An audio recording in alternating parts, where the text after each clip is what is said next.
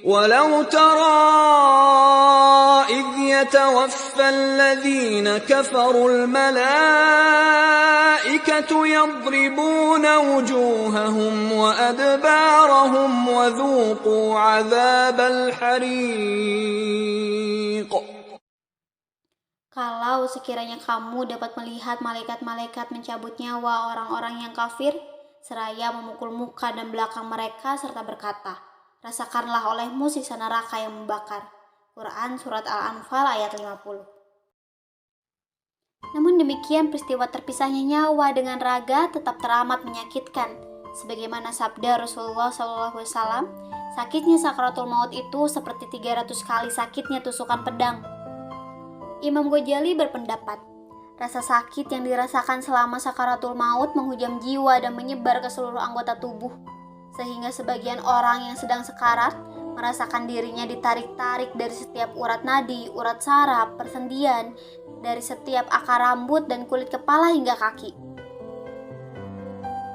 Kemudian dikisahkan Nabi Idris yang pernah merasakan kematian lalu dihidupkan kembali hingga saat malaikat Jibril bertanya, bagaimanakah rasa mati itu sahabatku? Nabi Idris menjawab, 1000 kali lebih sakit dari binatang hidup yang dikuliti.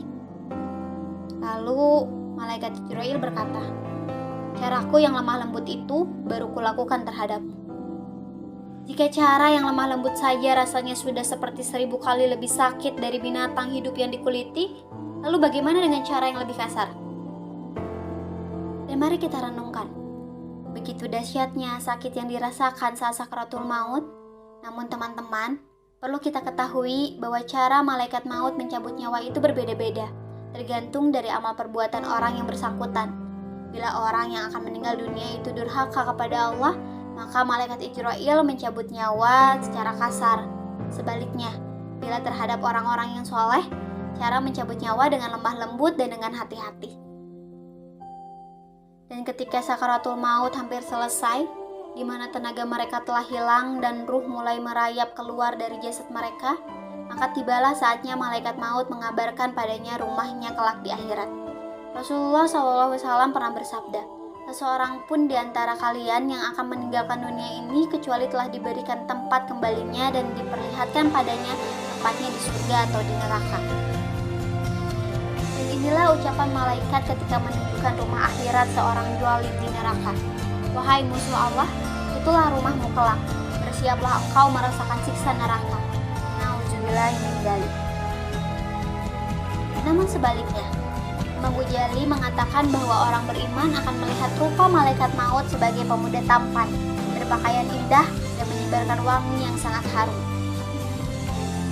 Dan di saat terakhir sakaratul mautnya, malaikat pun akan menunjukkan surga yang akan menjadi rumahnya kelak di akhirat. Dan berkata kepadanya, bergembiralah wahai sahabat Allah, itulah rumahmu kelak. Bergembiralah dalam masa-masa menunggumu. Dan semoga kita selalu ada dalam lindungannya, selalu berada dalam jalan yang benar, selalu istiqomah dalam keimanan, dan termasuk umat yang selalu diberikan kemudahan selama hidup di dunia, di akhir hidup, ketika sakaratul maut, di alam barzah, di padang mahsyar, di jembatan Shiratal Mustaqim, dan seterusnya. Amin ya Allah ya Rabbal Alamin.